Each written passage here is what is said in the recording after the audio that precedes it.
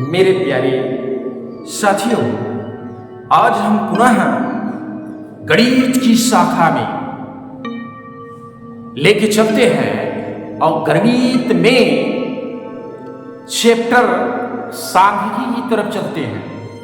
सांख्यिकी में आपको 6 नंबर का प्रश्न आपको देने जा रहे हैं।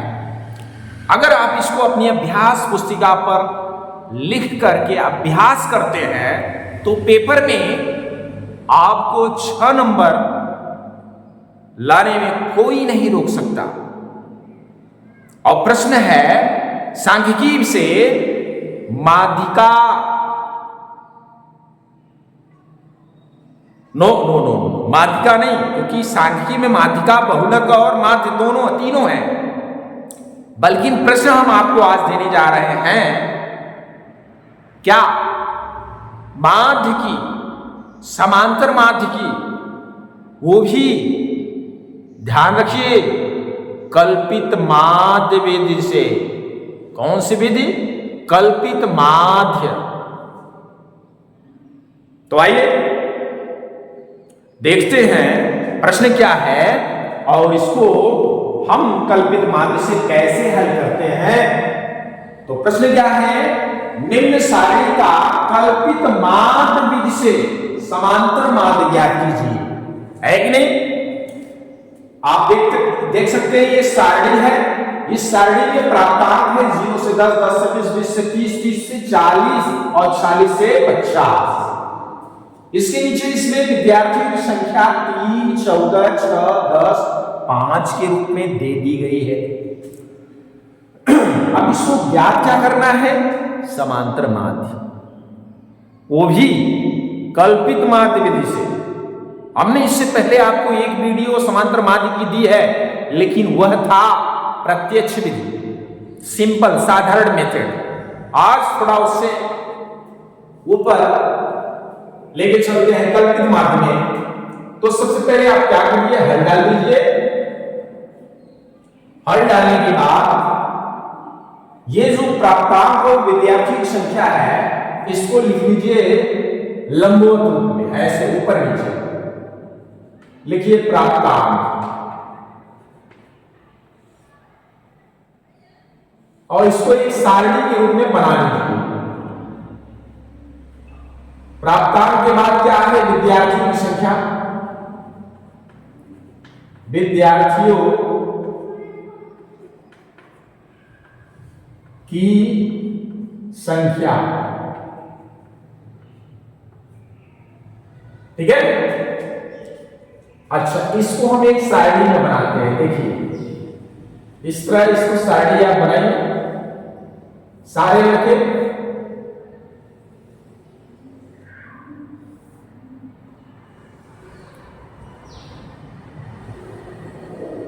बना लीजिए और इसको इधर से क्लोज कर दीजिए। अच्छा, प्राप्तांक के बाद विद्यार्थियों की संख्या इंडिकेट करिए। यही विद्यार्थियों की संख्या यहां आपको फ्रीक्वेंसी के रूप में जानी जाए, 12 क्या? 12 ध्यान रखिए।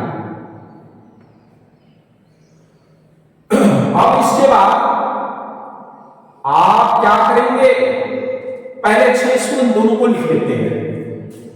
क्या है? 0 से 10, 10 से 20, 10 का अंतराल है तो 20 से 30, 30 से 40, 40 से 50।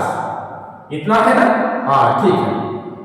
थोड़ा सा और दिखा दीजिए, इंडिकेट कर दीजिए बढ़ा के, योग दिखाने के लिए। अच्छा, ये चीज ध्यान रखिए, इन दोनों को लिखने के बाद या इससे पहले भी क्या? पहले हम ये प्राप्तांक यानी वर्ग अंतराल के रूप में दी गई है। इस वर्ग अंतराल से पहले हम इसकी मध्यमान ज्ञात कर लेते थे, पद x ज्ञात कर लेते हैं। चाहे इसको इसके जस्ट पहले ही लिख दीजिए, मतलब इसके बाद और इसके पहले फ्रीक्वेंसी के, या अगर दोनों आप एक साथ लिख दिए हैं तो आप इसके बाद लिख दीजिए। क्या लिख दीजिए? मध्यमान या पद, कुछ भी नाम रख दीजिए, मध्यमान। अब मध्यमान डाल करके इसको हम एक्स से इंडिकेट कर देंगे, है? अच्छा, मध्यमान भी है, इसको इंडिकेट कर दीजिए पार्ट के रूप में। चलिए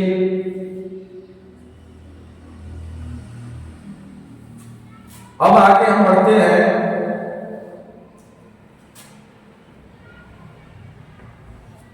ये 3 पार्ट हो गए। अब कहेंगे मध्यमान कैसे निकलेगा? मध्यमान निकालने के लिए आप निम्न पद और उच्च पद का योग करके इसका आधा कर दीजिए, यानी 0 और 10 जोड़ेंगे तो 10 होगा और 10 का आधा 5 होगा। ऐसे सारे नंबर डालेंगे, 20 10 30, 30 का आधा 15। अच्छा, यहां पे आप देख रहे हैं 0 10 20 30, इधर भी 10 20 30, तो इसका मतलब 10 का अंतराल है, तो 10 का अंतराल अब इसमें करते हुए चले जाइए। 5 10 15, अब 15 और 10 25, 25 10 35, 35 10 45। अब इसको आपको जोड़कर आधा करने की जरूरत नहीं है कि नहीं? आप अंतराल के अनुसार इसमें ऐड करते हुए चले जाइए। अच्छा, इसके बाद आपको करना क्या है? करना यह है, ध्यान दीजिए, इसके 1 2 स्लैब और बनेंगे, बढ़ा दीजिए। और उसमें करना है ये,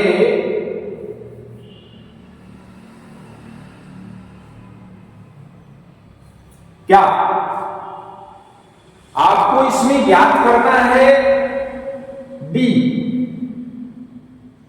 यानी डेविएशन, यानी विचलन, यानी अंतर। तो डी बराबर जो होता है वो होता है x माइनस ए। अब x क्या है? मध्यमान है, मध्य पद है, यानी पद है। और कहेंगे a क्या है? तो ये ही क्या है? ये ही कल्पित माध्य है, एज्यूम्ड मीन है, या एज्यूम्ड मीन पढ़ो, कल्पित माध्य ए। अब ये कहां है? उस ए को आपको इसी मध्यमान या पद या एक्स में ही मानना है। इसका मध्यपथ कौन है?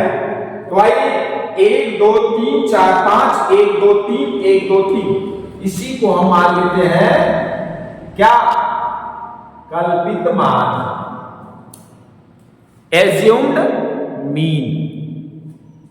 तो आइए अब आपको पता चल गया होगा क्या? देख सकते हैं कि एज्यूम्ड मीन यानी कल्पित माध्य कहां से प्राप्त होगा और कैसे प्राप्त होगा, है कि नहीं? अब हम इससे और पद से डेविएशन निकाल लेते हैं, विचलन यानी अंतर। तो चलिए x माइनस ए है, तो पहला x 5 है, उसमें से a को घटाएंगे 25 को, तो ये 5 में से 25 तो घटेगा नहीं, तो उल्टा घटाइए, तो उल्टा घटेगा, तो उल्टा घटने से माइनस में इंटीग्रेट करेगा, -20, है कि नहीं? फिर इसमें भी यही माइनस उल्टा घटेगा, तो -10। अंतराल कितने का? वहां से वो भी कम कर जाएगा, धीरे धीरे कम करते चले जाइए। 10 का अंतराल है, 10 का अंतराल ही आएगा, और 25 में से 25 को माइनस कर देंगे तो क्या आ जाएगा? 0। इधर देख सकते हैं, इसी को उलट के लिख दीजिए चाहे तो, और चाहे घटा दीजिए। 35 में से 25 गया, यानी x में से a जा रहा है, तो आ गया 10, और 45 में से 25 गया तो 20। अब यहां पे समझने वाली ये बात है, चाहे आप इसको ढेर सारे और एलिमेंट नंबर से दे दिएगा ये तो आप ऐसे चाहे तो उल्टे क्रम में ऐसे करते हैं, जैसे 20 10, इससे ऊपर अगर 30 20 10 रहता है तो इसको उल्टे करके आप 0 के बाद 10 20 30 करके सीधे करते चले जाते हैं, क्योंकि अंतराल वही सेम चल रही है। आप देख सकते हैं 10 20 की है, इसमें भी आपने 10 के अंतराल कर दिया था, और इसमें भी वही अंतराल ऊपर माइनस में नीचे प्लस में हो जाया करेगा। अंतराल सेम रहे, ध्यान रखना। तब अब हम आपको क्या करते हैं, लास्ट टॉपिक इसमें बचती है, ध्यान देना, लास्ट इसकी टॉपिक बचती है, ध्यान रखिए,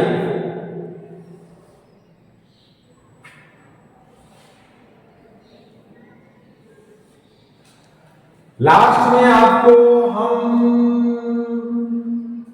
ये जो D है और ये जो F है इसका गुणन ज्ञात कर लेते हैं, F इंटू D, यानी F इंटू D ज्ञात कर लीजिए। आइए, F ये है, D ये है, 20 दिया के 60 माइनस 60, 14 दहाने 140, यहां देख सकते हैं 0 छक्का 0, 10 दहाने 100, देख सकते हो 20 पंचे 100, ये हो गए आपके F इंटू D। आया? अब क्या करेंगे, कहेंगे कि अब क्या करेंगे, तो करना आपको क्या है, ये जो फ्रीक्वेंसी यानी विद्यार्थियों की संख्या है इसका योग ज्ञात कर लेना है। तो इससे ठीक पहले वाले लाइन के आगे लिख देना है अपने से योग। तो योग दिखाओगे किसका, इसका, यानी फ्रीक्वेंसी का। अब चाहे इसको n बराबर दिखा दीजिए और चाहे सिग्मा, सिग्मा मतलब समझ रहे हो ना, ये है सिग्मा का सिंबल, ऐसे दिखा दीजिए, ये सिग्मा है, क्या है, सिग्मा। और सिग्मा का मतलब क्या होता है, सिग्मा मतलब योगफल। अब जिसके भी आगे ये लगे वो उसी के पदों का योगफल व्यक्त करता है। जैसे अगर हम सिग्मा F लगा देते हैं तो ये जो फ्रीक्वेंसियों का योगफल, और n का मतलब होता है नंबर से, अर्थात टोटल नंबर से, इसको भी योग ही दर्शाते हैं। या तो n लिखेंगे तो बिना सिग्मा के साथ लिखेंगे, और F लिखेंगे तो सिग्मा के बाद तब F लिखेंगे, मतलब सिग्मा F ऐसे दिखाना पड़ेगा, या n लिखिए या तो सिग्मा F लिखिए, दोनों में से कोई एक दिखा दीजिए। चलिए हमने दिखा दिया n, अब इसको जोड़ डालिए, 3 4 7 7 6 13 13 5 18 8, 1 कैरी, 1 1 2 और 1 3, इस तरीके से ये 38 प्राप्त होता है।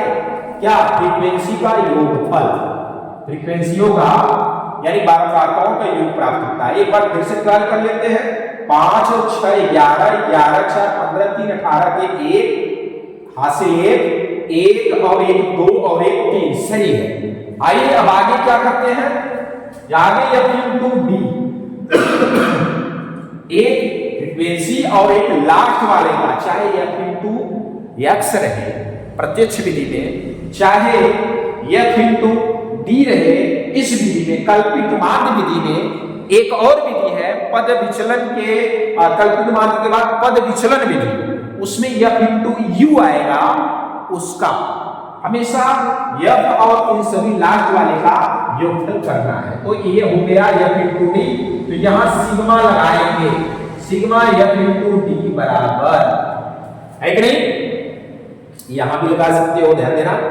आइए पहले हम माइनस वाले इसको करते हैं, -60 और -140, यानी 140 में 60 जोड़ देंगे क्योंकि माइनस माइनस प्लस होता है, ये हो गया माइनस में 200, और फिर इन दोनों को प्लस में दिखाएंगे क्योंकि ये प्लस में है, 100 100 200 हो गया कि नहीं। तो इस तरीके से ये आपका यहां टोटल नंबर्स प्राप्त हो जाता है। अब आपको ज्ञात क्या करना है, समांतर माध्य, मेन टॉपिक पे आ जाएंगे। तो मेन टॉपिक पे आने से पहले ये सारे एलिमेंट चाहे तो दर्शा दीजिए, क्या, यहां लिख दीजिए, यहां कल्पित माध्य, कल्पित माध्य A बराबर 25 है, और सिग्मा F इंटू D कितना है, अच्छा यहां भी आधा ही हुआ है, थोड़ा सा इसमें और हल कर लीजिए क्योंकि ये 200 प्लस 200 बराबर क्या हो जाएगा? अरे माइनस प्लस माइनस होता है, सिग्मा एफ इंटू डी बराबर 0 प्राप्त होती है। ध्यान देना सारे लड़के, ये हम जोड़ना छोड़ दिए थे, अब इसको जोड़ करके पूरा यहां लिखना पड़ेगा, उतने पर नहीं छोड़ना है। तो कितना प्राप्त हुआ उसको भी दिखा दीजिए, ध्यान देना। आइए अब ये बराबर आपका कितना आया है? 0। तो आइए एफ इंटू डी को भी 0 दिखा देते हैं, ठीक है। और क्या है? एन बोले या तो सिग्मा एन बोले बराबर 38। अब इसको हम इसके फार्मूले पर रख देते हैं, क्या? समांतर माध्य। तो सूत्र होता है समांतर माध्य बराबर क्या? ये plus sigma f into d upon N, ठीक है। इसी सूत्र पे आपको ये सारे एलिमेंट को रख देते हैं। तो आइए हम इसको यहां पे रख देते हैं। ये की वैल्यू कितनी है? 25 प्लस है, प्लस लगा दीजिए, सिग्मा एफ इंटू डी 0 है, 0 बटा कितना आ गया? एन की वैल्यू 38 है, रख दिया ना। अब इसको हल करिए, पहले आप इसको डिवाइड कर लीजिए। 25 और 0 में किसी भी नंबर्स का डिवाइड होता है, आपको पता है, सब 0 हो जाता है। तो 0 हो गया ये, ये 0 हो गया ना। तो अब क्या करते हैं इसको डिवाइड करने पर? अब 25 और प्लस 0 दिखाकर लिख देंगे, तो ये टोटल क्या प्राप्त हो जाती है? माध्यिका, समांतर। तो ये आपकी रही आंसर। तो इस तरीके से मेरे प्यारे बच्चों, ये जो एक चीज ध्यान देना, ये जो हमने इसके बगल लगाया, ये आपको ठीक इसे ऐसे ही सीरियल से लगाते हुए चले जाना है। ध्यान देना, बोर्ड की कॉपी में कभी भी आप सवाल को बचे तो राइट या लेफ्ट में इस तरह नहीं करेंगे पाई खींच कर। यहां पे हमारा ब्लैक बोर्ड समापन पे था, इसलिए हमने क्या किया, यहां कर दिया। अब अगर हम इसको मिटाएं या पलटे तो ऐसा तो संभव है नहीं, मिटा तो सकते हैं लेकिन ये सारा हट जाएगा। तो हमने क्या किया, इसमें बगल कर दिया। लेकिन आपको बोर्ड में क्या करना है, सीरियल से लगाते हुए पहले पेज से दूसरे पेज, तीसरे पेज में करते हुए चले जाना है। तो इस तरीके से आपका यह प्रश्न सॉल्व होता है। मेरे प्यारे बच्चों, हमें उम्मीद है कि आपको यह प्रश्न बहुत अच्छे ढंग से समझ में आए होंगे। यह प्रश्न आपको बोर्ड में 6 नंबर के लिए आएगा। यह एक तरीका मात्र है, जरूरी नहीं है कि यही प्रश्न आए। आपको इस तरह के प्रश्न आते हैं, वर्गीकृत आंकड़े देकर और कल्पित माध्य से कहा जाता है, तो सेम प्रोसेस लेकर, सेम क्राइटेरिया से आपको चलकर जाना है और फार्मूला ये यूज करते हुए आपको आंसर इस तरह निकालना है। तो मेरे प्यारे बच्चों, हमें उम्मीद है कि यह प्रश्न आपको समझ में आ गए। तो इसको आप अपनी अभ्यास पुस्तिका पर लिख कर अध्ययन करें। अब हम इस प्रश्न को, ये समापन पर इस वीडियो को भी समापन करते हैं। धन्यवाद।